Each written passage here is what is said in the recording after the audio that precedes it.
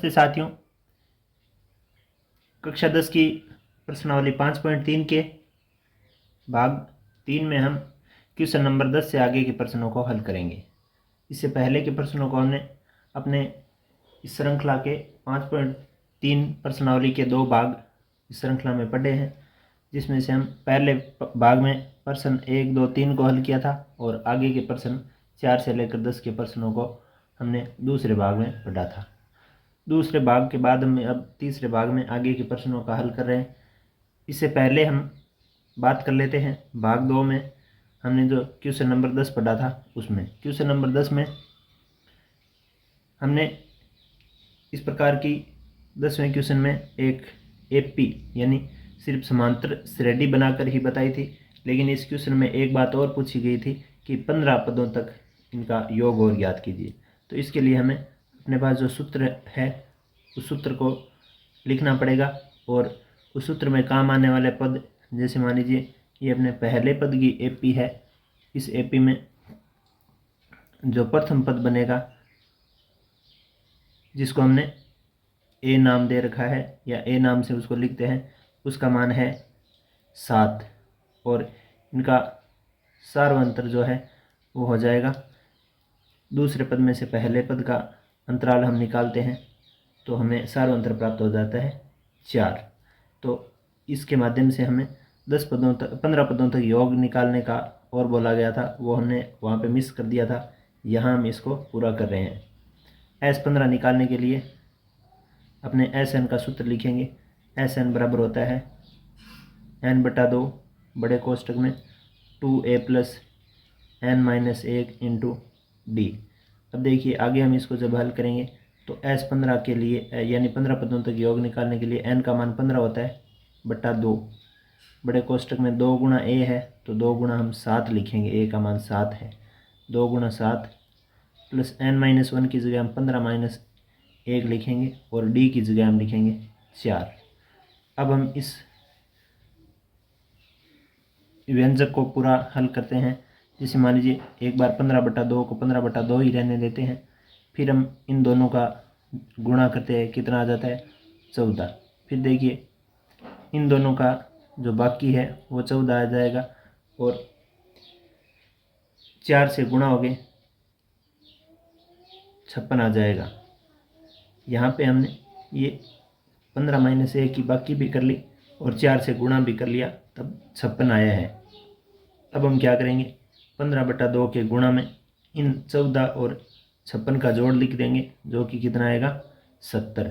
अब आगे जब हम इसका हल करेंगे तो हमें 15/2 वाला जो बटा वाला 2 है वो इस 70 से कट जाएगा 35 बार, यानी 15 पदों का योग का जो मान आ जाएगा वो आ जाएगा 15 गुणा 35। 15 गुणा 35 इनका दोनों का गुणा आ जाएगा, वो आ जाएगा 15 × 5 = 75 हासिल 3 और 15 × 45 और 15 × 75 का 5 हासिल 7 और 15 × 45 और 7 आ जाएगा 52। तो ये इसके 15 पदों का योग हमें यहाँ पे मिल जाएगा।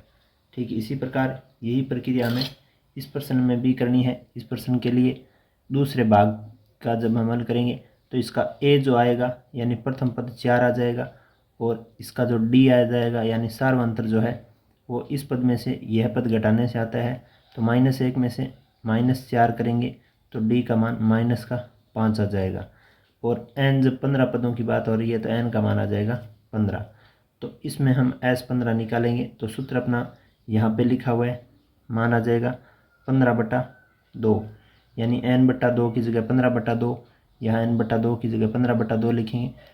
2a + n-1 होता है तो 2a की जगह 2 × 4 प्लस n-1 की जगह 15 - 1 और इंटू d की जगह -5 हम लिखेंगे। अब हम इसको जब हल करते हैं तो एक बार के लिए 15/2 बाहर जो है उसको ऐसे ही रहने देंगे, 2 और 4 को गुणा करेंगे तो 8 आ जाएगा। यहाँ 15 - 1 करेंगे तो आ जाएगा 14, 14 को 5 से गुणा करेंगे तो माइनस का आ जाएगा 70। अब देखिए आगे अब जब हम इसको हल करेंगे तो 15/2 के गुणा में आ जाएगा -62। 62 जब इस 2 से 62 को जब हम काटते हैं तो माइनस का आता है 31। 15 को -31 से गुणा करते हैं तो उत्तर आएगा माइनस का, और उत्तर कितना आ जाएगा 15 एकम 15 हासिल आ गई, 15 एकम 15 का 5 हासिल आ गई, 1 और 15 तिया 45 और 1 46, तो माइनस का 465 इसके 15 पदों का योग आ जाएगा। इस प्रकार से इस दूसरे भाग के क्वेश्चन नंबर 10 में जो बात हमने हल नहीं की थी उसका हल हमने यहाँ पे कर लिया है। अब हम बात करेंगे इसके आगे के क्वेश्चन की। क्वेश्चन नंबर 11 से हम इस भाग के नए प्रश्नों, इस भाग में आगे के प्रश्नों को हल करेंगे। इसके बाद हम इसके आगे के क्वेश्चन नंबर 11 की बात करते हैं। 11वें क्वेश्चन में देखिए किस प्रकार की बात दी गई है। हम इसके पार्ट नंबर 3 की वास्तविक शुरुआत यहाँ से कर रहे हैं। इससे पहले का जो अपने क्वेश्चन नंबर 10 का कुछ भाग पढ़ा था वो पार्ट नंबर 2 में हमारे द्वारा कुछ बात बाकी रह गई थी, वो उसको पूरा किया गया। अब देखिए 11वां क्वेश्चन है, यदि किसी एपी यानी अर्थमेटिक प्रोग्रेशन के प्रथम n पदों का योग 4n - n² है तो इसका प्रथम पद अर्थात S1 यानी जो इसका पहला पद होगा वो S1 का ही काम करेगा, यानी एक ही पद होगा तो उसका योग भी उस पद के मान के बराबर ही होगा। क्या है वो प्रथम पद बताना है कि प्रथम पद क्या है, प्रथम दो पदों का योग क्या है वो भी बताना है कि दो पदों का योग क्या है, दूसरा पद क्या है ये भी बताना है। तो यहाँ पे बहुत सारी बातें बतानी है। प्रथम पद क्या है, प्रथम दो पदों का योग क्या है, दूसरा पद क्या है, इसी प्रकार तीसरे और 10वें और nवें पद का पद ज्ञात कीजिए। यहाँ पे कुल मिलाकर 5 बातें पूछी गई है। प्रथम पद क्या है, दो पदों का प्रथम दो पदों का योग क्या है, दूसरा पद क्या है, इस प्रकार तीसरे पद 10वें पद और nवें पद ज्ञात कीजिए। तो इस प्रश्न को हम हल करते हैं अपने इस बोर्ड के पैनल पे। यहाँ पे हमने इस प्रश्न को सेव रख लिया है। देखिए इस प्रश्न में क्या दिया गया है कि n पदों का योग, यहाँ देखिए 4n - n² से यहाँ पे बताया गया है। तो n पदों के योग का जो फॉर्मूला दिया गया वो 4n - n² दिया गया।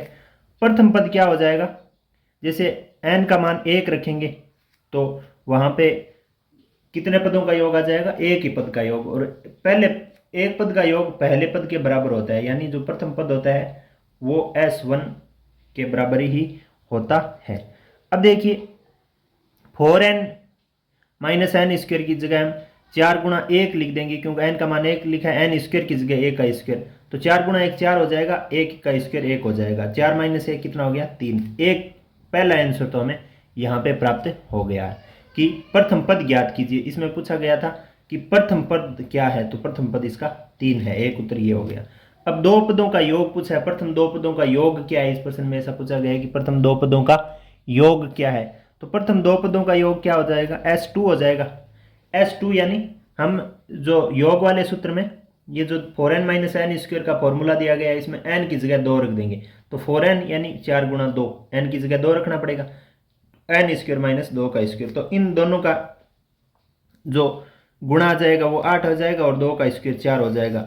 8 - 4 कितना होता है 2। तो ये दूसरे प्रश्न का उत्तर हो गया। इसमें पूछा गया था कि प्रथम दो पदों का योग क्या है, तो यहाँ पे दो पदों का योग आ गया 4। कैसे आया, n की जगह 2 रखने से। S2 में S2 किया तो दो टर्म्स का सब्ट्रैक्शन आ गया, जोड़ आ गया। अब देखिए पूछा गया कि दूसरा पद क्या है।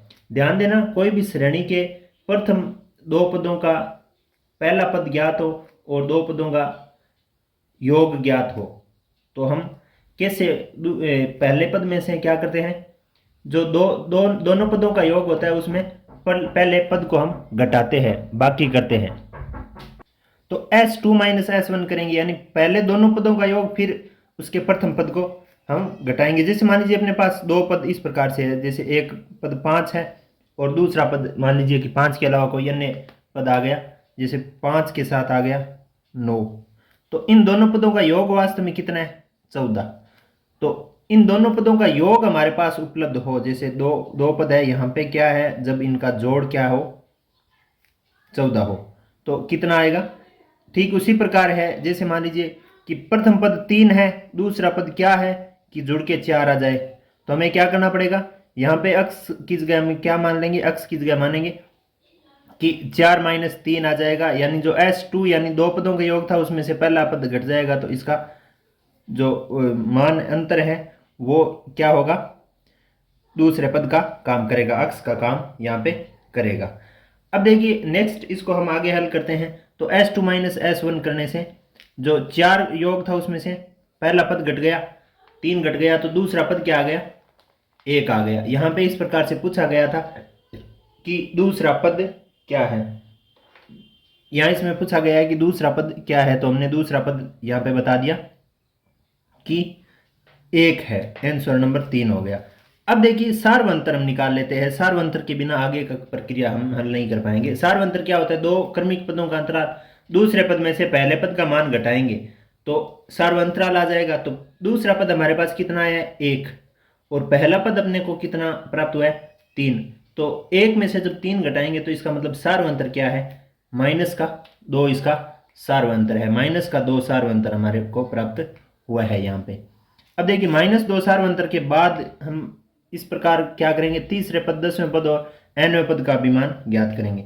अपने को अब यहाँ पे सूत्र कौन सा लगाना पड़ेगा, सूत्र लगाना पड़ेगा nवां पद ज्ञात करने वाला। nवां पद ज्ञात करने वाला सूत्र क्या होता है, an बराबर a plus n minus 1 into D. ये सूत्र यहाँ पे काम करेगा। इस सूत्र के माध्यम से अगर हम मान निकालें a3 का, तो a3 का मान कितना होता है, a प्लस 2d। तो a अपना 3 आया है, 2 सूत्र का है, और d का मान -2 आया है। 3 के गुणा में ये दो संख्या है, दोनों ऋणात्मक, एक धनात्मक एक ऋणात्मक है, तो चिन्ह आ जाएगा ऋणात्मक, 2 गुणा 2 4 हो जाएगा। तो a3 का मान कितना आ गया, -3। इसमें पूछा गया तीसरे पद का मान -1 आया है, सॉरी -3 नहीं, -1 आया है, तो ये अपना चौथा आंसर भी यहाँ पे हम लिख देंगे। पांचवां 10वें पद के बारे में पूछा गया था, अगली जो इसकी डिमांड थी। तो 10वें पद का जो मान है वो इस सूत्र से क्या हो जाएगा, a प्लस 10 माइनस 1 यानी 9d, a plus 9 into D, तो a प्लस 9 इंटू -2 कर देंगे, 3 प्लस 9 इंटू -2, a का मान 3 है, d का मान -2 है, 3 इंटू -18 हो जाएगा, तो इसका मान आ जाएगा -15। ये 5 नंबर बात का उत्तर है, तो ANS नंबर 5 दे देंगे। इस प्रकार nवां पद पूछा है, तो nवें पद का मान क्या होता है, a plus n minus 1 into D, सूत्र को है वैसा का वैसा लिख दिया। तो a into A plus n minus 1 into -2 करेंगे, इस -2 का अंदर वितरण करेंगे तो क्या आ जाएगा, a plus A minus 2n plus 2, a minus 2n plus 2, ये 2 का अंदर वितरण कर दिया, n से भी गुणा हुआ और माइनस के 1 से भी गुणा। अब देखिए हम इसमें a का मान रख सकते हैं, a का मान हम क्या रखेंगे, a का मान हमारे पास 3 मिला है, तो हम क्या करेंगे, 3 और 2 जुड़ के कितना हो जाएगा, 5, 5 माइनस 2n, 5 माइनस 2n इसका उत्तर हो जाएगा। इस प्रकार से इस प्रश्न के उत्तर को आप अपनी कॉपी में लिखिए, नोट करिए, तथा हम अगले पैनल पे अगले क्वेश्चन को हल करेंगे। अगला अपना क्वेश्चन नंबर 12वां इस प्रकार से है, ऐसे प्रथम 40 धन पूर्णांकों का योग ज्ञात कीजिए जो 6 से विभाज्य है। यानी 6 की विभाज्य संख्याएं लिखनी है, यानी ऐसी संख्याएं जिसमें 6 का पूरा पूरा भाग जाता हो, अर्थात हम कह सकते हैं कि जो 6 की गुणज संख्याएं होती है, या साधारण भाषा में हम बोल सकते हैं कि 6 का पहाड़ा 40 तक लिखते हैं, तो बनने वाली जो श्रेणी होती है उसका योग ज्ञात कीजिए। सबसे साधारण लैंग्वेज इसकी ही ऐसी ही है। हम पहाड़ा प्राय कर 10 तक लिखते हैं, 6.60 तक, लेकिन ये बोल रहा है कि इस पहाड़े की श्रृंखला को 40 धनात्मक पूर्णांकों तक, यानी 40 तक पहाड़े को लिखिए, 40 अंक संख्याएं लिखिए पहाड़े की, 6 की विभाज्य, और आगे इनका योग ज्ञात कीजिए। इस प्रश्न को हल करने के लिए देखिए हम सबसे पहले क्या करते हैं, प्रश्न को लिखते हैं कि 6 से विभाज्य संख्याएं अपनी कौन कौन सी है। 6 से विभाज्य संख्याओं का हम यहाँ पे एक सूची बना लेते हैं, श्रेणी बना लेते हैं। वो श्रेणी कैसे बन जाएगी, 6, 12, 18, 24 इस प्रकार से ये चलती जाएगी और 40 पदों तक जाएगी। प्रश्न में क्या कहा गया है कि एपी में प्रथम पद क्या है, इस प्रश्न में देखें तो 6 आ रहा है। सार्वंतर जैसे दो पदों के बीच का अंतराल कितना आ रहा है, 6 आ रहा है। ठीक है, अब देखिए पदों की संख्या की बात करते हैं, तो पदों की संख्या इसमें 40 दी गई है, क्योंकि इसमें बोला गया है कि 40 धन पूर्णांकों का योग ज्ञात कीजिए, तो इसमें पद कितने होंगे, 40 और पूछा क्या गया है S40 यानी 40 पदों का सब्ट्रैक्शन पूछा गया है, योग पूछा गया है। अब आगे हम इसको हल करते हैं तो आगे हमें क्या करना पड़ेगा, सूत्र लिखना पड़ेगा। सबसे पहले कौन सा, योग का सूत्र। योग किसका, समांतर श्रेणी के पदों का योग, Sn बराबर n/2 2a + n-1 into D का सूत्र जो हमने यहाँ तक बहुत बार उपयोग में ले लिया है और हमें अच्छी तरीके से याद भी हो गया है। समांतर श्रेणी के n पदों के योग का सूत्र यहाँ पे हमने लिख दिया। अब हम क्या करेंगे, s n का मान रख देंगे 40, n/2 यानी 40/2, 2a यानी a का मान 6 है तो 2 गुणा 6 लिख देंगे, n-1 की जगह 40-1 कर देंगे और d की जगह हम 6 लिख देंगे, क्योंकि जो मान a, d और n का हमारे पास है वो हमने यहाँ पे सूत्र में लिख दिया है। आगे नेक्स्ट इसका पार्ट हम हल करेंगे तो यहाँ देखिए 40/2 का मान कितना आ जाएगा 20, 2 गुणा 6 12, 40 माइनस 1 49 गुणा 6, सॉरी 40 माइनस 1 49 गुणा 6, 20 बाहर वाली संख्या बाहर ही रहने देते हैं, 12 बोर्ड मास के नियम से पहले इनको गुणा किया तो 39 गुणा 6 कितना हो गया 234। फिर कोष्टक को हल करते हैं, कोष्टक को हल करते हैं तो 12 और 234 जुड़ के 246 हो जाएंगे। फिर हम इस बाहर वाले 20 से गुणा करके इसका फाइनल उत्तर यहाँ पे प्राप्त कर लेते हैं 4920। इन 40 पदों का योग आ जाएगा। कौन से 40 पदों का योग, ऐसी 40 धनात्मक संख्याएं, प्रथम 40 धनात्मक पूर्णांकों का योग जो आएगा वो आ जाएगा 4920। ये अपना फाइनल उत्तर हुआ। इस प्रकार से इस प्रश्न के उत्तर को भी आप अपनी कॉपी में लिखिए, नोट करिए तथा पुनः एक बार अभ्यास जरूर कीजिए। नेक्स्ट अपना क्वेश्चन नंबर 13 इस प्रकार से है, 8 के प्रथम 15 गुणजों का योग ज्ञात कीजिए। 8 के प्रथम 15 गुणजों का तात्पर्य हुआ, जिस प्रकार से यहाँ पे हमने 6 से विभाज्य संख्याओं की भाषा लिखी थी, ठीक वही भाषा यहाँ पे भी लिखनी पड़ेगी कि 8 के प्रथम गुणज क्या होता है 1, 8 गुणा 1, द्वितीय गुणज 8 गुणा 2, तृतीय गुणज 8 गुणा 3, चतुर्थ गुणज 8 गुणा 4। कहने का मतलब 8 के गुणज 8 के पहाड़े से ही होते हैं और वो संख्याएं 8 से विभाज्य भी होती है। तो प्रश्न की भाषाओं को बदला गया है, यहाँ पे जो पैटर्न है वो सेम यहाँ पे दिया गया है। 6 की जगह बजाय 8 का यहाँ पे हमें पहाड़ा लिखना पड़ेगा। तो 8 की गुणन संख्याएं कौन सी होती है, यहाँ पे देखिए 8, 16, 24 ये गुणन संख्या होती है। जैसे 8 को 1 से गुणा किया तो 1 गुणज आ गया, 2 से गुणा किया तो 2, 3 से किया तो 3, 8, 16, 24 इस प्रकार से ये एपी हमें मिल जाएगी। अर्थमेटिक प्रोग्रेशन इस प्रकार से मिलेगी। आगे हम क्या करेंगे, प्रश्नानुसार अगर हम इनको देखें तो प्रथम पद इसका क्या आ रहा है 8 आ रहा है। सार्वंतर यानी दो पदों के बीच का अंतराल हम अगर दूसरे में से पहला पद घटाएंगे 16 में से 8 तो 8 ही आएगा। और पदों की संख्या 15 दी गई है कि यहाँ लिखा गया है कि 15 गुणजों का योग ज्ञात करना है और S15 में लिखना है। यहाँ सूत्र जो काम आएगा वो n पदों के योग का आएगा। n पदों के योग का सूत्र n/2 2a + n-1 into D होता है। ये सूत्र आपके सामने है। S n की जगह हम 15 लिखेंगे, n की जगह यहाँ 15/2 लिख दिया, n/2 की जगह 15/2, 2a की जगह 2 इंटू 8 लिख दिया क्योंकि a का मान 8 है, n-1 की जगह 15-1 लिख दिया, d की जगह 8 लिख दिया क्योंकि d का मान यहाँ पे 8 में दिया गया है। अब हम इनको हल करते हैं। 15/2 एक भिन्न संख्या ऐसी है जो कटती नहीं है एक दूसरे से, तो नहीं करती है तो हम क्या करेंगे, इनको एक बार है वैसा का वैसा लिखने देंगे।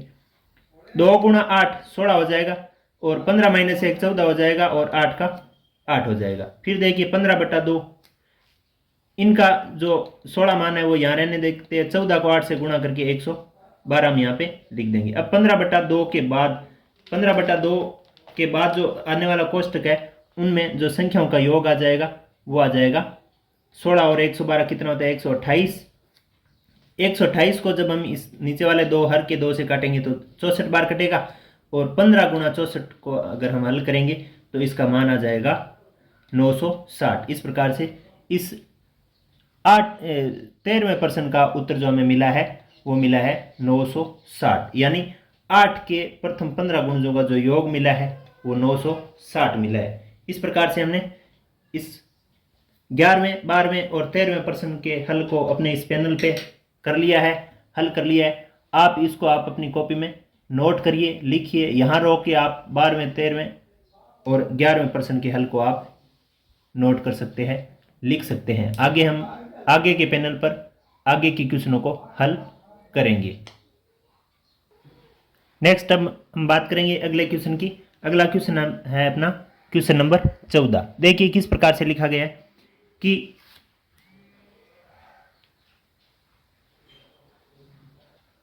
क्वेश्चन नंबर 14 में इस प्रकार से दिया हुआ है कि 0 और 50 के बीच विषम संख्याओं का योग ज्ञात कीजिए। विषम संख्याएं कौन सी होती है? ऐसी संख्याएं जिसमें 2 का भाग नहीं जाता है। तो एक से बड़ी सबसे पहली विषम संख्या क्या होती है? 1, उसके बाद 3, उसके बाद 5। इस प्रकार से ये संख्याएं एक एक छोड़ के एक, जैसे सम के विषम के बाद सम विषम इस प्रकार से आती रहती है। तो हम इसको कैसे लिखेंगे? ऐसे लिखेंगे कि प्रश्न में क्या दिया गया है, प्रश्न अनुसार अगर हम एपी बनाते हैं तो अपनी एपी क्या बन जाती है?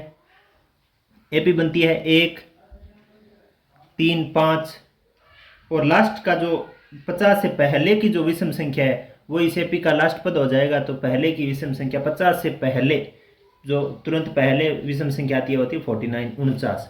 अब देखिए आगे हम इसकी बात करें तो ये जो अपनी एपी बनी है प्रश्न के मांग के अनुसार, उसमें जो प्रथम पद आया वो 1 आया है, जो सार्वंतर आया वो 2 2 का अंतराल है। जैसे दूसरे पद में से पहला पद घटाते हैं 3 - 1 करें, चाहे 2 क्रमिक पद जैसे 5 - 3 करें तो भी 2 ही आता है, यानी इसमें सार्वंतर कितने का है? 2 का। अंतिम पद अपना यहाँ पे जैसे 50 से तुरंत पहले का जो पद है वो अंतिम पद होगा और वो है 49। यहाँ पे ज्ञात क्या करना है? पहले तो पदों की संख्या अगर हमें बतानी पड़ेगी, फिर इन पदों का योग ज्ञात करना पड़ेगा। वास्तव में करना तो योग ही ज्ञात है, योग ज्ञात करना है, लेकिन योग ज्ञात करने के लिए हमें कम से कम n का मान पता होना चाहिए। तो n भी हमें यहाँ पे ज्ञात करना पड़ेगा। तो n ज्ञात करने के लिए, जैसे योग ज्ञात करना है तो n पता होना चाहिए, तो n ज्ञात करने के लिए हमें क्या करना पड़ेगा? nवें सूत्र को, यानी nवें पद को ज्ञात करने वाला सूत्र यहाँ पे लगाना पड़ेगा। nवें पद को ज्ञात करने वाला सूत्र क्या है? an बराबर a plus n minus 1 into D है। इस सूत्र से हम क्या करेंगे? यहाँ पे मान रखेंगे किसका? तो यहाँ पे मान रखेंगे, जैसे मान लीजिए कि ए एन का मान यहाँ पे कितना दिया गया है हमें? लास्ट पद का 49 दिया गया। ए का मान फिर n माइनस 1 इंटू डी से अगर इनका मान रखें तो ए का मान 1 दिया गया है यहाँ पे। n माइनस 1 यानी पदों की संख्या तो पता नहीं है तो n माइनस 1 ही रहने देंगे, इंटू डी है तो डी का मान हमें यहाँ पे 2 प्राप्त हुआ है। आगे देखिए, अब हम इसको आगे हल करते हैं तो इनको देखिए 1 प्लस n माइनस 1 इंटू 2 है। इस एक को हम पहले यहाँ पे 49 यानी 49 के पक्षांतर में लाएंगे तो माइनस में आ जाएगा। इसके माइनस में आने से ये तो बचेगा 48 और यहाँ पे n माइनस 1 इंटू 2 बचा था, n माइनस 1 इंटू 2, इसका जो 2 गुणा हो रहा है वो 2 यहाँ पे जो माइनस होने के बाद 48 बचा उसके भाग में आ जाएगा। तो यहाँ इन दोनों का भाग दे के जो संख्या आएगी उसके प्लस में आ जाएगा। ये n से जो जोड़ हो रहा है और जैसे यहाँ पे ये प्लस में आ गया, कौन सा जो n से घट रहा था वो यहाँ पे जोड़ में आ जाएगा। किसके? 48/2 का 24 जो मान आया था उसके जोड़ में आ जाएगा ये 2 और यहाँ पे क्या बचेगा? सिर्फ n बचेगा। अब देखिए यहाँ दोनों का जो जोड़ आएगा वो n के बराबर होगा। इसका मतलब n का मान कितना प्राप्त हो गया? हमें 25 यहाँ पे n का मान प्राप्त हुआ है। यानी इस श्रेणी में जो 0 से 50 के बीच की विषम संख्याओं की श्रेणी है उसमें पद कितने हैं? टोटल 25 पद है। अब हमारे पास जो चर मान आए हैं, जैसे n का मान भी हमें पता हो गया, प्रथम पद का भी पता हो गया और अंतिम पद का भी पता हो गया, तो हम ऐसी श्रेणी के पदों का योग ज्ञात करने का सूत्र लगाते हैं कि एस एन, यानी इस श्रेणी के पदों का योग कितना हो जाएगा? एस एन बराबर n/2 a plus A N होता है। तो यहाँ पे देखिए n का मान तो 25 हमें यहाँ पे मिल गया, n का मान 25 प्राप्त हुआ और a का मान 1 है और an का मान 49 है। यहाँ पे इन दोनों का जोड़ कितना जाएगा? 50 और 25/2 जो था बट्टा वाला 2 से ये 50 कट जाएगा, 25 इंटू 25 आ जाएगा। यानी S25 यानी 25 पदों का योग जो है दी गई श्रेणी में उनका योग आ जाएगा 625। उपरोक्त एपी के पदों का योग 625 से है। ये जो उत्तर प्राप्त हुआ है ये इस प्रश्न की इस प्रकार की मांग थी। इस प्रकार का हमें पूछा गया था कि विषम संख्याओं की 0 से 50 के बीच विषम संख्याओं का योग क्या है? तो उसका योग आया है 625। इसको आप अपनी कॉपी में नोट कर लीजिए, लिख लीजिए तथा एक बार स्वयं इसका अभ्यास जरूर कीजिए। नेक्स्ट हम इसके आगे 15वें क्वेश्चन की बात करते हैं। इस प्रकार से है कि निर्माण कार्य से संबंधित किसी ठेके में एक निश्चित तिथि के बाद कार्य को विलंब से पूरा करने के लिए जुर्माना लगाने का प्रावधान इस प्रकार है। यानी कोई कार्य जो चल रहा है उसमें अगर कार्य करने में देरी हो जाती है तो उसमें जुर्माना लगाया जाता है। वो किस प्रकार से लगाया जाता है? जैसे एक दिन यानी पहले दिन का जुर्माना 200 रुपये, दूसरे दिन का 250 यानी 250 रुपये, तीसरे दिन का जुर्माना 300 रुपये, आदि आदि आदि। यहाँ से देखने से पता चल रहा है कि पहले दिन से की बजाय दूसरे दिन में 50 रुपये की वृद्धि हो रही है। हर दिन 50-50 रुपये ज़्यादा लगाए जा रहे हैं, अर्थात प्रत्येक उत्तरोत्तर दिन का जुर्माना अपने से ठीक पहले दिन के जुर्माने से ₹50 अधिक है। एक ठेकेदार को जुर्माने के रूप में कितनी राशि अदा करनी पड़ेगी यदि वह उस कार्य को 30 दिन का विलंब कर देता है। यानी वो 30 दिन, यानी एक हम अगर इस जुर्माने की सूची बनाते हैं तो उस सूची में कुल कितनी संख्याएं लिखी जाएगी? 30 संख्याएं लिखी जाएगी, अर्थात पद कितने हो जाएंगे, यानी n का मान 30 होगा। और उस सूची की पहली जो संख्या होगी वो क्या हो जाएगी? दूसरी 200, सॉरी कितनी हो जाएगी? 200। अब उसके बाद 50-50 की वृद्धि हो रही है, इसका मतलब इनका अंतराल कितना हो जाएगा? 50। ये सब बातें यहाँ पे इस प्रश्न को हल करते टाइम हमें इस प्रश्न से हमें नोट करनी है, लिखनी है। तो देखिए इसको हल करते हैं। तो यहाँ पे देखिए सबसे पहले क्या बात लिखी गई है कि प्रश्न अनुसार ठेकेदार को लगने वाले जुर्माने की सूची हम बनाते हैं। तो एपी इस प्रकार से बनती है अपनी 200, फिर 250, फिर 300, फिर 350, फिर 450, 450, इस प्रकार से 50-50 की वृद्धि के बाद हमें वृद्धि के करते हुए यहाँ पे हमें उस जुर्माने की सूची बनानी है। देखिए इस एपी जो बनने वाली एपी उसमें प्रथम पद कितना आ रहा है? 200। अंतराल कितने का आ रहा है? 50 का। पद कितने हैं टोटल, कितने दिन लेट किया उसने? जैसे पहले दिन, दूसरे दिन, तीसरे दिन, उसने 30 दिन लेट किया है, तो पद कितने आ जाएंगे? 30। और हमें क्या करना है? उन 30 दिनों के जुर्माने को हमें यहाँ पे ज्ञात करके बताना है। तो कहने का मतलब इस सूची के अब अपनी अर्थमेटिक प्रोग्रेशन यानी समांतर श्रेणी के 30 पदों का योग निकालना है, जिसका प्रथम पद 200, सार्वंतर 50 और पदों की संख्या 30 है। तो 30 पदों तक योग निकालना है। तो 30 पदों तक योग निकालने का जो सूत्र है वो SN बराबर n/2 2a + n-1 × d आपके सामने है, आपको याद है। अब हम क्या करेंगे? इस समांतर श्रेणी बनाने तक के काम को थोड़ा सा यहाँ इस प्रश्न की भाषा से के रूप में बना दिया, तो आगे का काम बहुत आसान है। कैसे? देखिए n/2 की जगह 30/2, क्योंकि n का मान 30 है। 2a की जगह 2 × 200, क्योंकि a का मान 200 है। n की जगह 30 लिख दिया, d की जगह 50 लिख दिया। जो मान दिया गया है वैसा वैसा हमने लिख दिया। अब हम इसको हल करेंगे तो 30 में जो 2 का भाग है वो कितनी बार जाएगा? 15 बार जाएगा। तो 15 बार हम यहाँ पे 15 लिख दें। तो ये मान रखने के बाद जैसे देखिए 2 को 2 से गुणा किए तो 400 आ गया। 30 माइनस 1 29 आ गया, गुणा 50 आ गया। फिर देखिए 15 जो है वो बाहर कोष्टक में है, 29 गुणा 50 करेंगे तो 1450 आ जाएंगे, और 400 इसमें जुड़ेगा तो 1850 आ जाएंगे। जो 15 बाहर गुणा में है वो यहाँ पे गुणा करके हम यहाँ पे लिखेंगे तो 27,705 इसका उत्तर आ जाएगा। अतः हम वापस इसका एक थ्योरेटिकल उत्तर लिख देंगे कि 30 दिन का विलंब करने पर जुर्माना जो है वो 27,750 रुपये लगेगा। इस प्रकार से हमने इस पैनल पे क्वेश्चन नंबर 14 और 15 के हल को लिखा है। आप अपनी कॉपी में इसको नोट कीजिए तथा स्वयं अभ्यास इनका जरूर कीजिए। हो सके तो एक बार, हो सके तो 2 बार इनका अभ्यास करिए। आगे हम बात कर लेते हैं इसके क्वेश्चन नंबर 16 की। इस प्रकार से दिया गया है, किसी स्कूल के विद्यार्थियों को उनके समग्र शैक्षिक प्रदर्शन के लिए 7 नगद पुरस्कार देने के लिए 700 की राशि रखी गई। कितने रुपए की राशि रखी गई? 700 की। पुरस्कार देने के लिए कितने पुरस्कार देने हैं? 7 पुरस्कार देने हैं। यदि प्रत्येक पुरस्कार अपने से ठीक पहले पुरस्कार से 20 रुपये कम है तो प्रत्येक पुरस्कार का मान ज्ञात कीजिए। यहाँ पे देखिए हमें एक सूची बनानी है। वो सूची किससे संबंधित होने वाली है? विद्यार्थियों को मिलने वाले पुरस्कार से संबंधित सूची होने वाली है। तो अब देखो इसमें हम बात करते हैं सबसे पहले कि प्रश्न के अनुसार जो बात की गई है वो 7 पुरस्कारों की कुल राशि दी गई है। प्रश्न में देखिए 7 पुरस्कारों की कुल राशि कितनी दी गई है? 700 रुपये दी गई है। तो हम लिख देंगे प्रश्न अनुसार 7 पुरस्कारों की कुल राशि कितनी है? S7 के बराबर 700 हम लिखेंगे। इसका मतलब n का मान कितना है, यानी जो सूची बनाएंगे पुरस्कारों के लिए वितरित की जाने वाली राशि की, तो उसमें कितने पद आएंगे? 7 पद आएंगे। और उनका अंतर यहाँ पे दिया गया है, एक से दूसरा जाते हैं तो 20 कम होता जाता है। तो सार्वंतर कितना हो गया? -20। अब उस एपी को हमें ज्ञात करना है, यानी उस पूरी सूची को हमें यहाँ पे ज्ञात करके बताना है कि वो सूची क्या होगी।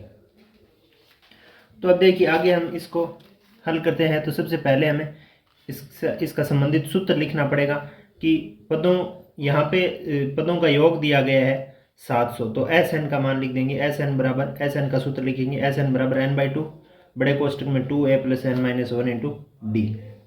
फिर हम यहाँ पे संबंधित मान लिखते हैं। जैसे S7 यानी 7 पदों का मान दिया गया तो n की जगह 7 लिखेंगे, S7 n/2 तो 7/2, 2a की जगह 2a ही रहने देंगे, n - 1 की जगह 7 - 1 1 और d की जगह -20 हम यहाँ पे लिखेंगे।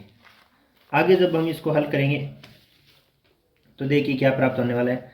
आगे हम S7 की जगह 700 लिख देंगे, 7/2 2a और इन इसका जो बाकी करेंगे तो वो कितना आ जाएगा 6 और गुणा में आ जाएगा -20। नेक्स्ट स्टेप में देखिए, नेक्स्ट में हम बात कर लेते हैं कि यहाँ पे ये जो 700 है उसके गुणा में तो आ जाएगा ये 2 जो यहाँ इस तरफ बराबर के इस तरफ जो भाग में है वो, और भाग में आ जाएगा ये 7 जो बराबर के इस तरफ गुणा में है। पक्षांतरण कर दिया, 7/2 का पक्षांतरण किया तो 2/7 के रूप में हुआ। 7 को इस 700 से काटा गया तो 7 बार इसमें भाग गया पूरा पूरा, तो 700 को 7 से कितनी बार विभाजित हो गया 100 बार, तो 100 × 2 इधर रह गया। और यहाँ पे देखिए 2a तो है ही, उसके साथ जो 6 × 20 है उसको -120 से हमने लिख दिया क्योंकि 20 जो है वो माइनस का है। अब देखिए यहाँ पे 100 × 2 है उसका मान 200 हो गया, और यहाँ पे जो माइनस में है 2a के 120 वो इस तरफ आगे प्लस में आ जाएगा, और 200 के प्लस में आने के बाद इस तरफ जो बचेगा वो सिर्फ 2a ही बचेगा। आगे देखिए इन दोनों का जोड़ जो है वो 320 हो जाएगा, और a के गुणा में जो 2 है वो इसके भाग में आ जाएगा, इधर सिर्फ a ही बचेगा। यहाँ 320 में 2 का भाग देंगे तो इसका a यानी प्रथम पद जो है वो हमें 160 प्राप्त हो जाएगा। अब 160 प्रथम पद प्राप्त होने के बाद हम क्या करेंगे, एक नया सूत्र लगाएंगे जिसमें ऐसा मानते हैं कि दो क्रमिक पद जो होते हैं वो इस प्रकार से लगाए जाते हैं, यानी n+1वां पद कैसे निकलता है, nवें पद में d जोड़ने से। जैसे मान लीजिए पहला पद 5 है और सार्वंतर 7 है, तो 5 में 7 जोड़ो 12 आ गए, फिर 12 में 7 जोड़ो 19 आ गए, फिर 19 में 7 जोड़ो। जैसे क्रमागत आप सार्वंतर जोड़ते जाओ आगे के पद आते जाएंगे। जैसे a1 अपना दिया गया 160, अब a2 निकालना है तो हमें क्या करना पड़ेगा, a1 में an का मतलब a2 का मतलब n+1 हो गया, a2 हो जाएगा। a1 यानी अपना प्रथम पद है उसमें सार्वंतर जोड़ेंगे, तो सार्वंतर यहाँ ऋणात्मक है तो सार्वंतर घटाया जाएगा, तो a2 निकालेंगे तो दूसरा पद कितना हो जाएगा। देखिए यहाँ पे प्रश्न में भी लिखा गया है कि उत्तरोत्तर कमी की जा रही है, कमी की जा रही है, इसका मतलब प्रथम अगर पुरस्कार 160 रुपये का है तो दूसरा पुरस्कार कितना हो जाएगा 140 का। कैसे आएगा, डी घटने से आ जाएगा।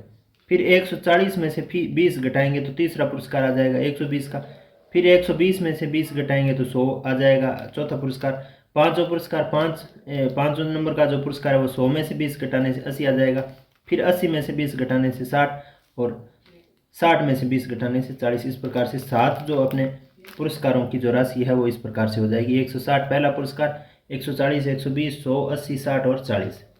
तो इस प्रकार हम इसके उत्तर को ऐसे लिखेंगे कि जो अपनी एपी बनी है या एपी किससे संबंधित बनी है, प्रत्येक पुरस्कार की राशि की यहाँ पे बात की गई है। तो प्रत्येक पुरस्कार की राशि इस प्रकार से, पहले 160, फिर 140, फिर 120, फिर 100, 80, 60 और 40। ये अपना इस प्रश्न का उत्तर हो गया।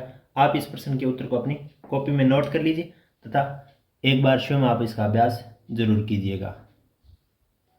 नेक्स्ट अपना 17वां क्वेश्चन है, एक स्कूल के विद्यार्थियों ने वायु प्रदूषण कम करने के लिए स्कूल के अंदर और बाहर पेड़ लगाने के बारे में सोचा। यह निर्णय लिया गया कि प्रत्येक कक्षा का प्रत्येक अनुभाग मतलब सेक्शन बनाए गए हैं, अपनी कक्षा की संख्या के बराबर पेड़ लगाएंगे। जैसे पहली उदाहरण के लिए, जैसे एक कक्षा 1 का एक अनुभाग 1 पेड़ लगाएगा, कक्षा 2 का एक अनुभाग 2 पेड़ लगाएगा, और कक्षा 3 का एक अनुभाग 3 पेड़ लगाएगा इत्यादि। इस प्रकार से जैसे जितनी नंबर की कक्षा है उसका एक सेक्शन उतना ही पेड़ लगाएगा। ऐसा कक्षा 12 तक के लिए चलता रहेगा। प्रत्येक कक्षा के 3 अनुभाग है, यानी प्रत्येक कक्षा में कितने सेक्शन बनाए गए, 3 सेक्शन बनाए गए। इस स्कूल के विद्यार्थियों द्वारा लगाए गए कुल पेड़ों की संख्या कितनी होगी। अब देखिए यहाँ पे स्कूल में कक्षाओं के अनुरूप लगाए जाने वाले पेड़ों की सूची हमें बनानी है।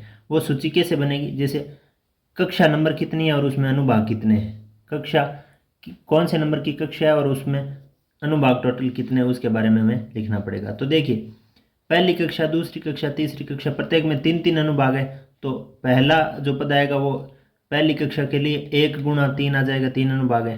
दूसरी कक्षा के लिए 2 कक्षा नंबर गुणा अनुभाग उसमें 3 है। तीसरी कक्षा के लिए 3 × 3, जैसे 3 अनुभाग और 3 कक्षा का क्रमांक, 3 तो कक्षा का क्रमांक हो गया और 3 ही उसमें अनुभाग है। जैसे चौथी कक्षा का 4 तो कक्षा का क्रमांक है और 3 इसमें अनुभाग है, मतलब सेक्शन 3 बनाए गए। इस प्रकार से जैसे एपी जो अपनी बनेगी उसमें पहला पद आ जाएगा 3, दूसरा 6, तीसरा 9, 12 और इस प्रकार से जो लास्ट 12वीं कक्षा का जो अनुभाग है वो कितने अनुभाग है, 3 अनुभाग है। तो उसमें जो सूची में जो लास्ट संख्या आएगी वो आ जाएगी 36। जैसे 12वीं कक्षा का एक अनुभाग कितने पेड़ लगाता है, 12। 12वीं कक्षा का जैसे कक्षा के क्रमांक के अनुसार ही लगा देगा और उसमें 3 अनुभाग है तो कितने पेड़ लगाएगा, कुल 36 पेड़ लगाएगा। इस प्रकार से जो हमें ये सूची प्राप्त होगी या जो श्रेणी प्राप्त होगी, इसमें आने वाले पदों की अगर हम विश्लेषण करें तो इसका प्रथम पद तो हो जाता है 3, सार्वंत्र हो जाता है 3, जैसे 3 की वृद्धि हो रही है सब में।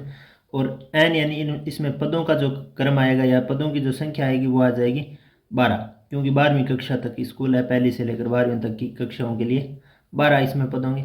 अब हमें इस श्रेणी के सभी पदों की संख्या काउंट करनी है, यानी S12 यानी सभी 12 पदों का योग ज्ञात करना है। जैसे पहली कक्षा के अनुभाग पेड़ लगाएगा, दूसरी का इतना 6 हो जाएगा, तीसरी का 9, तो ये सारे पेड़ कितने हो जाएंगे, इन सबको जोड़ना है। तो इसके लिए हमें एस एन का सूत्र लगाना पड़ेगा। एस एन का सूत्र n/2 a + an होता है।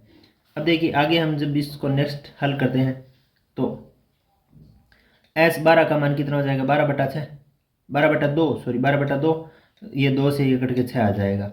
a + an यानी प्रथम पद तो 3 है और अंतिम पद इसका कितना 36, ये कट के जो 6 आएगा उसके गुणा में कितना जाएगा, इन दोनों का जोड़ 39 होता है और दोनों जुड़ के कितने हो जाते हैं 234। अतः हम इसकी फाइनल लाइन जो लिखेंगे उत्तर के रूप में वो इस प्रकार से लिखेंगे कि अतः कक्षा 12 तक के 3 अनुभागों द्वारा कुल 234 पेड़ लगाए गए। 3 अनुभाग है तो 3 अनुभाग हुए, इसीलिए तो ये पहली कक्षा के 3 पेड़ हो गए, दूसरी कक्षा के 6 हो गए, तीसरी के, तो टोटल जो पेड़ आए यानी इन पदों का जो योग आया वो 234 आ गया। ये अपना इसका फाइनल उत्तर प्राप्त हो गया है। इसको आप अपनी कॉपी में नोट कर लीजिए, लिख लीजिए। यहाँ पे आपको क्वेश्चन नंबर 16 का उत्तर दिखाई दे रहा है, यहाँ पे क्वेश्चन नंबर 17 का उत्तर दिखाई दे रहा है। दोनों को आप अपनी कॉपी में नोट कर लीजिए, क्लास को यहाँ रोक के, तथा पुनः इसका अभ्यास कीजिए। नेक्स्ट पैनल पर हम इसके नेक्स्ट प्रश्नों की बात करेंगे। अगला अपना क्वेश्चन नंबर 18 है, इस प्रकार से दिया गया है। केंद्र ए से प्रारंभ करते हुए बारी बारी से केंद्रों ए और बी को लेते हुए त्रिज्याएं 0.5 सेंटीमीटर, 1.0 सेंटीमीटर, 1.5 सेंटीमीटर, 2.0 सेंटीमीटर इस प्रकार से आगे चलती जाती है। उत्तरोत्तर अर्धवृत्तों को खींचकर एक सर्पिल यानी स्पाइरल बनाया गया, जैसा कि आकृति 5.4 में दर्शाया गया है। 13 क्रमागत अर्धवृत्तों से बने इस सर्पिल की कुल लंबाई क्या है? पाई का मान 22/7 हमें यहाँ पे लेना है। कहने का मतलब क्या है कि जो यहाँ से ये ए सेंटर लेके अर्धवृत्त खींचा गया है, फिर इससे नीचे जो है वो बी सेंटर लेके खींचा गया है, यानी नीचे वाले अर्धवृत्त बी सेंटर से, ऊपर वाले अर्धवृत्त ए सेंटर से खींचे गए। अर्धवृत्तों की ये अर्धवृत्तों के केंद्रों की यहाँ स्थितियाँ हैं ए और बी। ए तो ऊपर वाले के लिए है और बी नीचे वाले अर्धवृत्तों के लिए है। फिर क्या है, इनकी जो त्रिज्याएं हैं वो क्या है, 0.5, 1.0, 1.5, 2.0 इस प्रकार से है। तो हमें पता है कि जो अर्धवृत्त की जो त्रिज्या अर्धवृत्त का जो परिधि का माप होता है वो कितना होता है, πr होता है। कितना होता है, πr। यहाँ पे हमें पाई का मान दिया गया है 22/7, प्रश्न में कितना दिया गया, 22/7। अब हम इसको हल करने की अगर बात करें तो यहाँ पे इन स्पाइरलों की क्या करनी पड़ेगी, ये जो सर्पिल आकृतियाँ दी गई है इनके अर्धवृत्तों की परिधियों की एक सूची बनानी पड़ेगी। तो चलिए अब हम इसको हल कर लेते हैं, देखते हैं कि प्रश्न अनुसार अर्धवृत्तों की लंबाइयों की सूची हमें यहाँ पे बनानी पड़ेगी। जैसे अर्धवृत्त ए केंद्र से ऊपर वाला अर्धवृत्त बना, पहले वो L1 हो जाएगा। यहाँ पे ऐसे भी लिखा गया कि क्रमशः ए बी वाले अर्धवृत्तों की लंबाइयाँ पहले की L1, L2, L3, L4 इस प्रकार से आगे चलती जाती है। L13 तक हमें ज्ञात करनी है।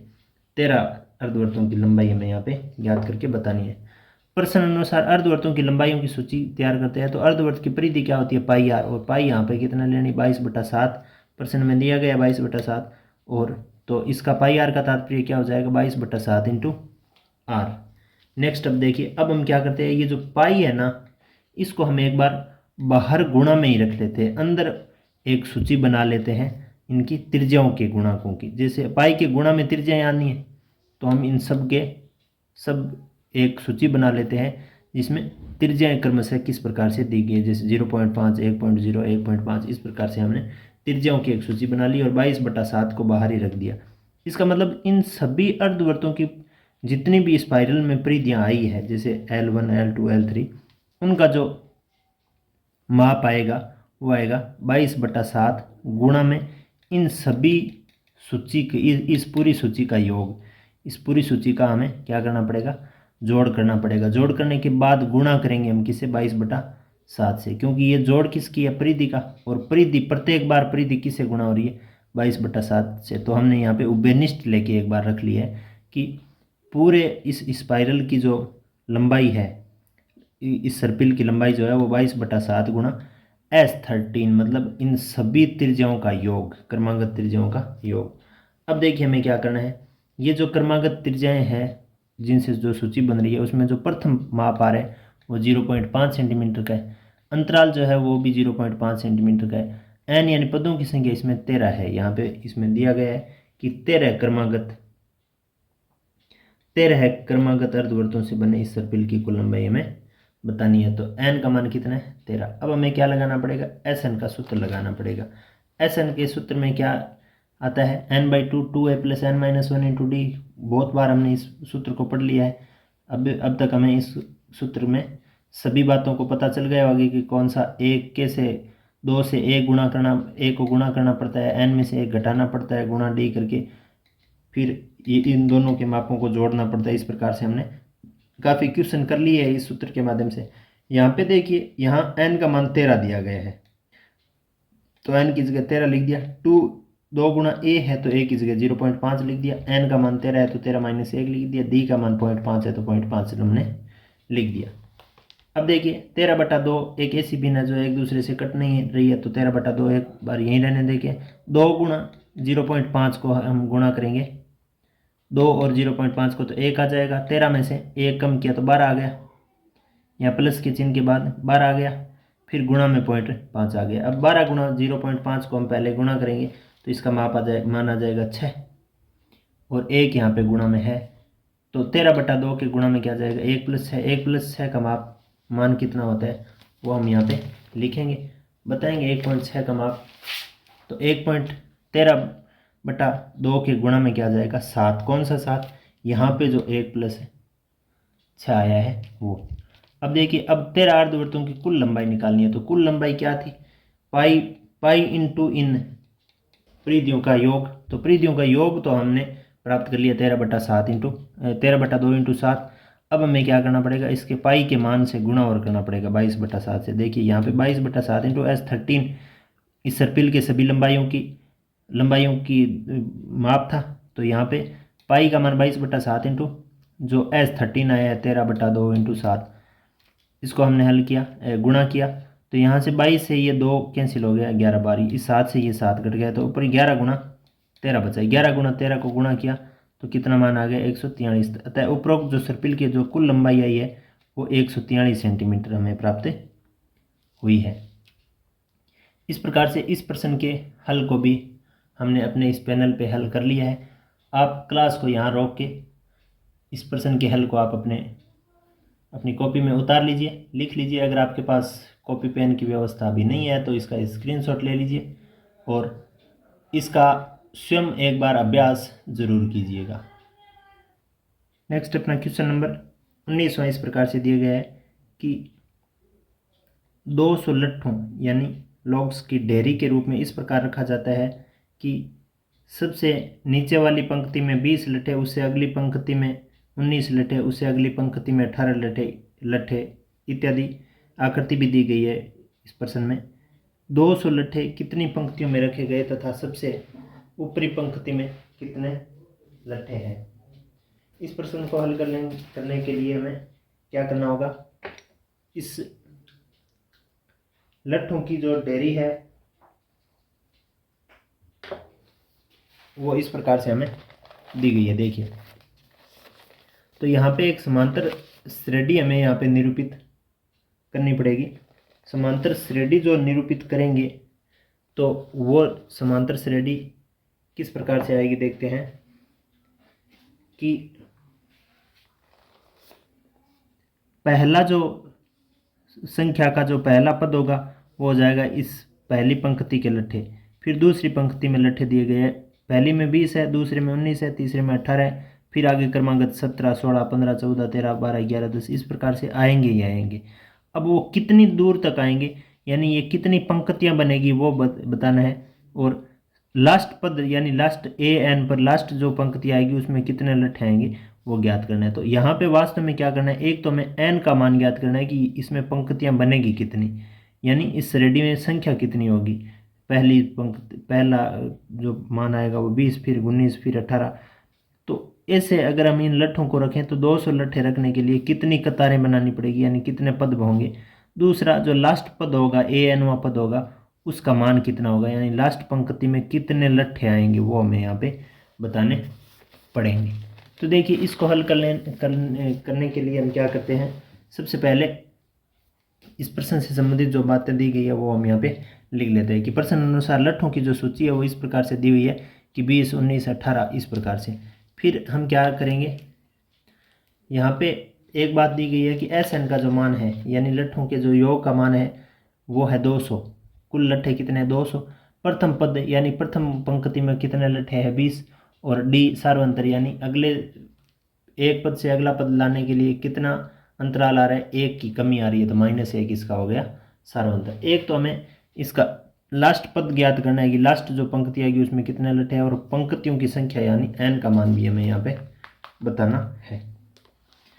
अब देखिए एन का मान और ए एन का मान ज्ञात करने के लिए जो हमारे पास उपलब्ध राशि है उसके हिसाब से सबसे पहले हम सूत्र लगाएंगे एस एन का। एस एन बराबर क्या होता है, n/2 2a + n - 1 into D.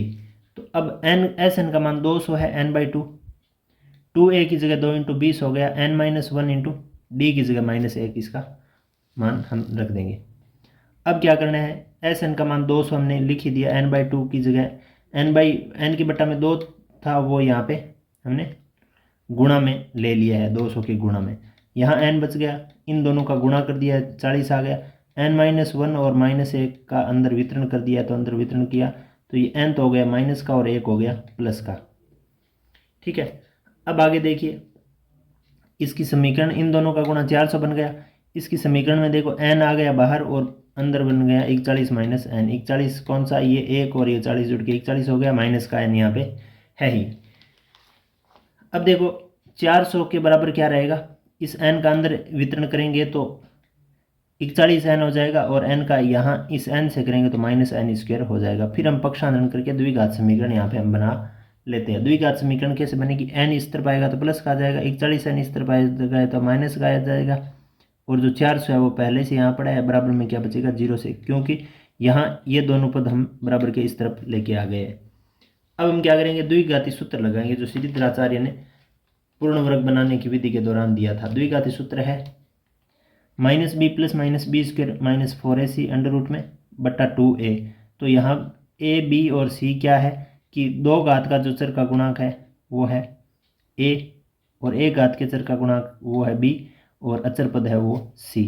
तो यहाँ पे देखिए -b, तो -b का मान कितना है -41, तो माइनस और फिर b का मान -41 प्लस माइनस b का स्क्वायर तो -b -41 का स्क्वायर -4 गुणा a का मान 1 है, इसमें a का मान 1 है, और 1 गुणा c का मान इसमें 400 है तो हमने लिख दिया अपॉन 2a, 2 × a का मान हमारे पास यहाँ पे चर के 2 घात का गुणांक 1 है तो a का मान 1 हो गया। अब हम इसके नेक्स्ट पार्ट में इसके आगे के हिस्से को हल करते हैं। तो यहाँ पे देखिए जब हम इसको हल करते हैं तो 41 माइनस का 41, 2 माइनस होने के कारण प्लस का 41 हो गया, और 41 का -41 का स्क्वायर कितना हो गया 1681, और 4 गुणा 1 गुणा 400 होगी, ये हो गया 1600। बट्टा में देखो 2 गुणा 1 कितना होता है 2 होता है। अब देखिए यहाँ पे स्थिति ऐसी बनती है कि 41 के जो आगे प्लस माइनस में अंडर रूट में संख्या वो 1600 - 81 - 1600, इसका मतलब अंडर रूट में 81 है। अंडर रूट में 81 होने का मतलब या तो वो क्या होगा 9 होगा, अंडर रूट में 81 का मतलब 9, तो या तो वो 9 41 के प्लस में आ सकता है या 41 के माइनस में आ सकता है। यहाँ पे दो स्थितियाँ बनती है। द्विघात समीकरण को हल करने के समय हमें पता है कि चर के दो संभावित मान होते हैं। तो अगर चर का मान 9 हो प्लस का, यहाँ जैसे मान लीजिए प्लस का 9 माने तो 41 प्लस 9 50/2 25 हो जाता है। या हम इस माइनस चिन्ह को माने तो 41 माइनस 9 32 होता है, 32/2 16 होता है। तो यहाँ देखिए दोनों स्थितियों में हम चेक करते हैं कि दोनों स्थितियों के लिए n के दोनों स्थितियों के लिए सूत्र ज्ञात करते हैं कि या तो वहाँ पे लट्ठों की संख्या, लट्ठों की जो पंक्तियों की संख्या है वो या तो 25 होगी या फिर 16 होगी। तो देखते हैं 25 होती है तो अंतिम पंक्ति में कितना आते हैं और 16 होती है तो अंतिम पंक्ति में लट्ठे कितने आते हैं वो हम चेक कर लेते हैं।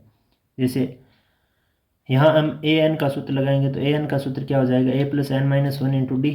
तो n का मान यहाँ पे जब 25 होता है और 16 होता है वहाँ दोनों स्थितियों के लिए हम अलग अलग चेक करते हैं। तो 20 + 25 n का होता है तो प्रथम पद 20 है ही सबके लिए, n - 1 की जगह एक बार 25 - 1 × n करेंगे तो अंतिम पद का जो मान आएगा वो -4 आ जाएगा। -4 मतलब अंतिम पंक्ति में लट्ठों की संख्या -4 आ गई। कब, जब उसमें पंक्तियाँ 25 होती है। तो संभावित पंक्तियों की संख्या 2 आई है, या 25 होगी या 16 होगी।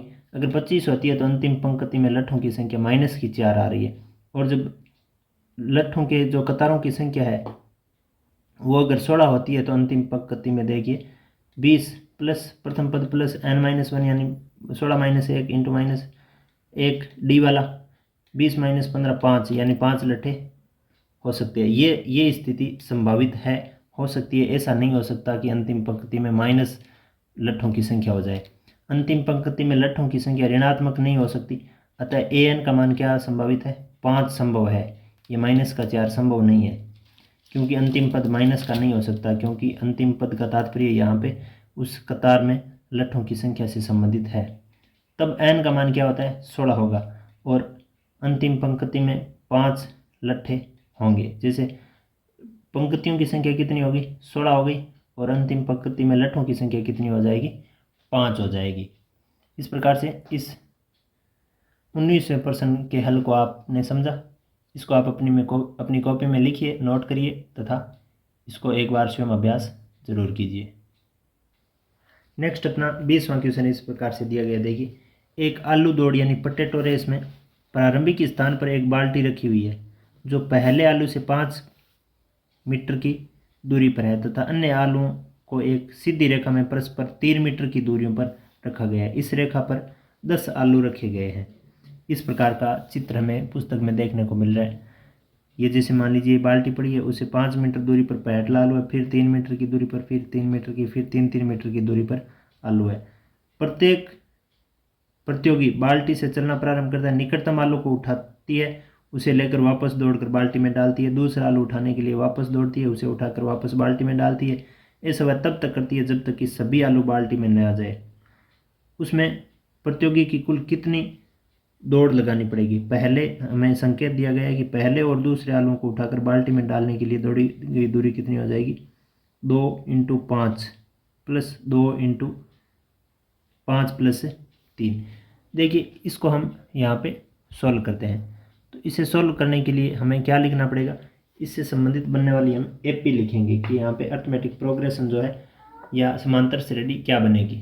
तो यहाँ पे जो एपी बनेगी, यहाँ पे देखिए जो अपना अरिथमेटिक प्रोग्रेशन बनेगा वो पहले मीटर के लिए पहला जो आलू लेके आएगी प्रतियोगी वो कितनी दूरी दौड़ेगी, 2 बार दौड़नी पड़ेगी उसको 5-5 मीटर की दूरी, तो 2 × 5। दूसरे के लिए वो पहली दूरी इसमें कितना जुड़ जाएगी, 2 बार दौड़नी पड़ेगी उसको 8-8 मीटर की दूरी। फिर उसको अगली दूरी कितनी दौड़नी पड़ेगी, 2 बार दौड़नी पड़ेगी उसको 11-11 मीटर की दूरी। अब देखिए यहाँ पे जो अरिथमेटिक प्रोग्रेशन जैसे बन रहा है उसकी अगर हम वास्तविक स्थिति देखें यहाँ पे तो इसमें जो पहला पद आ जाएगा वो आ जाएगी इसका 10। दूसरा देखिए वो 8 मीटर की दूरी पर जाएगी, 8 मीटर से दूरी से उठा के फिर वो वापस आएगी तो उसको 16 मीटर चलना पड़ेगा दूसरे आलू के लिए। तीसरे आलू के लिए वो 8 की बजाय 11 मीटर पर चली जाएगी, 3 और दूर चली जाएगी।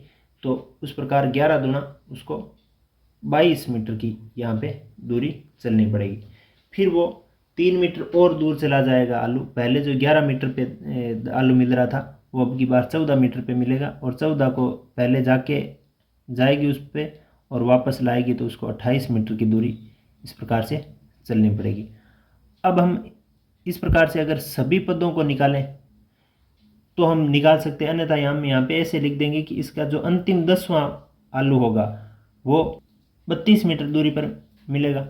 तो 32 मीटर दूरी के आलू को एक बार वो जाने के लिए, यानी वहाँ आलू तक पहुँचेगी फिर बाल्टी तक लाएगी, तो उसको 64 मीटर की दूरी यहाँ पे चलनी पड़ेगी। ये अपनी क्या मिल गई, एपी हमें प्राप्त हुई है। अब देखिए इस एपी की हम अगर बात करें तो इस एपी का जो प्रथम पद है वो हमें साफ साफ दिख रहा है 10। फिर हम बात करते हैं कि इसके सार्वंतर की बात करते हैं, तो सार्वंतर इसमें 6 का अंतराल आ रहा है। जैसे 10 के बाद 6 मीटर ज़्यादा दूरी चलनी पड़ेगी, उसे अगले आलू के लिए 6 मीटर और चलनी पड़ेगी, उसे अगले के लिए 6 मीटर और चलनी पड़ेगी। इस प्रकार से जो अंतराल है वो 6 का आ रहा है। फिर इसमें पदों की संख्या है वो 1 आलू के लिए 1 होती है, 2 आलू के लिए 2 पद हो जाएंगे। इस प्रकार से कितने आलू है, 10 आलू है, तो यहाँ पे कितने n का मान कितना आ जाएगा, 10। अब आसान क्वेश्चन है, इसको हल करने में ज़्यादा लंबा चौड़ा इसका कैलकुलेशन नहीं होगा। हमें लिख लेना है सूत्र। कौन सा सूत्र, जो जब हमारे पास प्रथम पद और अंतिम पद ज्ञात हो और पदों की संख्या ज्ञात हो तो हमें पदों का योग ज्ञात करने का सूत्र जो है वो इस प्रकार से प्राप्त होता है। सूत्र क्या हो जाएगा, सूत्र है n/2 कोष्टक में a + l लिख दो या an लिख दो। अब देखिए इसको हल करते हैं तो s कितने हो जाएंगे, 10, पद कितने 10, n/2 की जगह 10 बटा क्या लिखेंगे हम, 2, 10/2 लिख दिया, बराबर में a यानी अपना प्रथम पद क्या है 10 प्लस अंतिम पद क्या है अपना 64। अब 2 से ये 10 जो है वो 5 बार कट जाएगा, तो इन पदों की, इन प्रतियों के द्वारा दौड़ी गई दौड़ का जो मान आएगा वो कितना हो जाएगा, 5 × 74। अब 5 × 74 करेंगे तो 20 पान 4 पान 20 और 7 पंजे 35 और 2 37 मीटर। अब ऐसे इसमें लिखना पड़ेगा कि अतः प्रतियोगी द्वारा 370 मीटर दूरी दौड़ी जाएगी।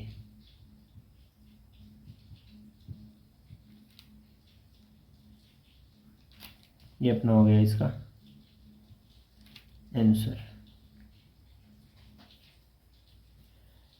इस आंसर को भी आप अपनी कॉपी में नोट करिए, लिखिए।